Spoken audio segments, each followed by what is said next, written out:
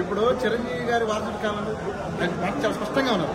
ఇప్పుడు చిరంజీవి గారి పెద్ద కుమార్తె సుష్మిత గారికి 2 ఆడపిల్లలు, శ్రీజ గారికి 2 ఆడపిల్లలు, అలాగే చరణ్ బాబు గారికి ఫస్ట్ ఆడపిల్ల. అలాగే కాకుండా ఒక వారసులు మన లెగసీ కంటిన్యూ చేయాలంటే వారసుతో ఆడపిల్లతో కొనసాగించవచ్చు.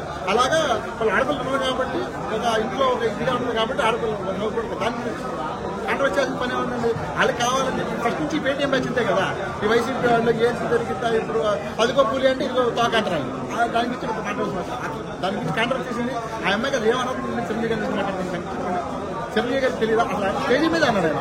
ఇప్పుడు చిరంజీవి గారు కానీ వాళ్ళ ఫ్యామిలీ లేడీస్ ఆయన అట్లా చూసుకుంటాడు. మీరు మాట్లాడే పార్టీ వాళ్ళు మీ ఫ్యామిలీస్ మీరు ఎట్లా చూసుకుంటారు చెప్పండి. ఇప్పుడు కోకాపేటలో ల్యాండ్స్ ఉన్నాయి పెరిగిపోయినాయి అని చెప్పి అవి చెల్లి రాలేదు చిరంజీవి గారు. మరి అంత దమ్మున్నటువంటి ధైర్యం ఉన్నటువంటి ఇప్పుడు ఫస్ట్ మన ఇంటి నుంచి మొదలు పెట్టాలి. ఏదైనా సరే చిరంజీవి గారు ఏం చేసినా సరే ఫస్ట్ తన దగ్గర నుంచి మొదలు పెట్టి తర్వాత మిగతాలు చెప్తారు. అలాంటి మంచి గురించి వాళ్ళ అభినందనకి వదిలేస్తున్నాం.